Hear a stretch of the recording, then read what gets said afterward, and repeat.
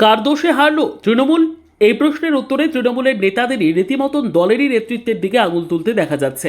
এমনকি মমতার খুব কাছের মানুষ হিসেবে পরিচিত অনুব্রত মণ্ডলকেও অভিষেক বন্দ্যোপাধ্যায় এবং পরোক্ষভাবে হলেও মমতা বন্দ্যোপাধ্যায়কে দায়ী করতে দেখা যাচ্ছে।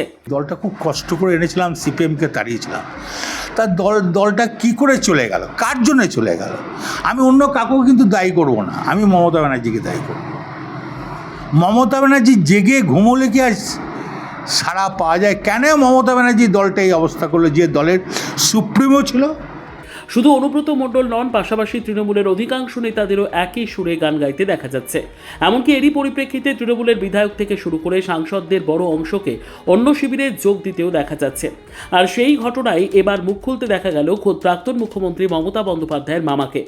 ঘটনার সূত্রপাত দিন কয়েক আগে, যেদিন কুসুম্বা গ্রামের উচ্চ বিদ্যালয়ের বৃক্ষরোপণ অনুষ্ঠানের আয়োজন করা হয়েছিল। অনুষ্ঠানের প্রধান অতিথি হিসেবে উপস্থিত ছিলেন রামপুরহাটের বিধায়ক বিজেপির ধ্রুব সাহা। স্কুলের সামনেই প্রাক্তন মুখ্যমন্ত্রী মমতা বন্দ্যোপাধ্যায়ের মামার বাড়ি। সেখানেই থাকেন মামা অনিল মুখোপাধ্যায়, মামাতো ভাই নিহার মুখোপাধ্যায়, তার স্ত্রী পম্পা মুখোপাধ্যায়।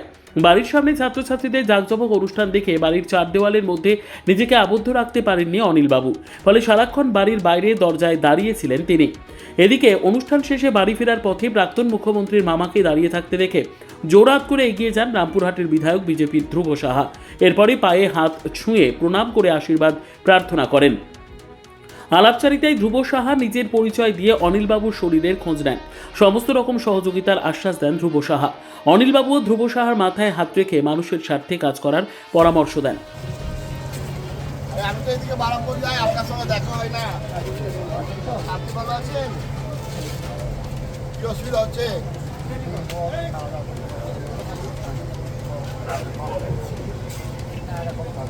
ভগবানের নাম করুন, শান্তিতে থাকবেন। ভগবানের নাম নেন, ভগবানের নাম নেন। ভগবান সমস্ত কিছু ঠিক করার মানে। ভালো থাকবেন। হ্যাঁ,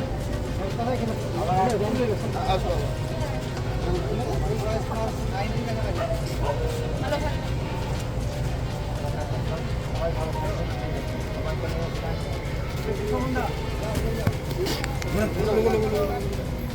এরপরই সাংবাদিকদের মুখোমুখি অনিলবাবু একাধিক প্রশ্নের উত্তর দেন, যে সকল প্রশ্নের উত্তরেই লুকিয়ে অনেক কথা। মামা, কে এসেছিলেন আজকে? আজকে কে দেখা করলেন আপনার সঙ্গে? আমাদের এমএলএ কি নাম? ভূপেন্দ্র সাহা। আপনি চিনতেন আগে? শুনেছিলাম, সেরকম চিনতাম না, এখন চিনছি। কি বললেন? বললাম সব ভালো থাকবে, ভালোভাবে চলুক। কেমন লাগলো? ভালো লাগবে। কেমন লাগলো ওনার ব্যবহার? ভালো দাদা, ভালো লোক, কি আশীর্বাদ দেবেন নতুন এই বিধায়ক? ভালোভাবে রাজ্য চালায়।